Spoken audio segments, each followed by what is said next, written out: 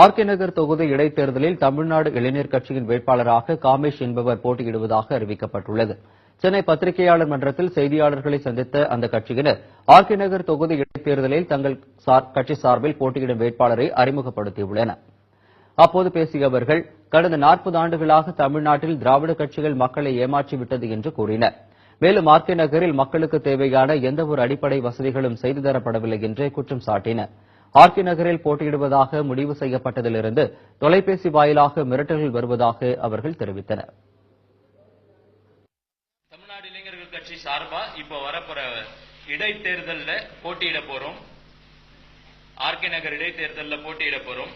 இதுல நாங்க வெற்றியோ தோல்வியோ எதிர்பார்க்கல, தோல்வியும் எதிர்பார்க்கல. எதை கண்டு நாங்க அஞ்சவும் இல்ல, எதிர்பார்க்கவும் இல்ல, கவலைப்படவும் போறது இல்ல.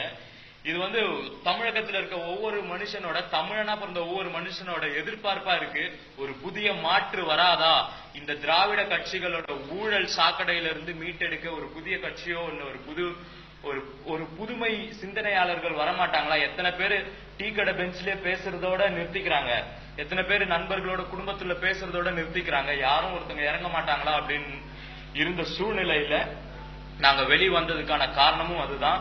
இந்த இடைத்தேர்தலில் நிக்க போறதுக்கான ரீசனும் அதுதான். தமிழ்நாட்டில் இருக்கிற அனைத்து மக்களுக்கும், வெளிநாட்டில் வாழ்ற ஒரு தமிழனுக்குமே ஏதாவது அரசியல் மாற்றம் வராதா அப்படின்ற ஒரு மிகப்பெரிய ஏக்கம் ஒண்ணு இருக்கு. எனக்கு ஒரு பெரிய ஈடுபாடு கிடையாது. உண்மையா சொல்லலாம், இதான் நான் ஃபர்ஸ்ட் டைம் இவ்வளவு மீடியா முன்னாடி நான் நின்று பேசுறேன். இது வரைக்கும் நான் நின்னதும் இல்ல, பேசினதும் இல்ல. என்னை பொறுத்த மட்டும் வேலை செய்யணும், கடமையை எதிர்பார்க்க கூடாது. அது மட்டும் நம்ம செஞ்சுக்கிட்டே இருக்கணும், அது நடக்கும் அப்படின்றது தான். வாய் சொல் வீரனா இருக்கிறது, செயல் வீரனா இருக்கிறது எனக்கு ஒரு மிகப்பெரிய நம்பிக்கை. ஒரு வாக்குறுதி மட்டும் கொடுக்கலாம்.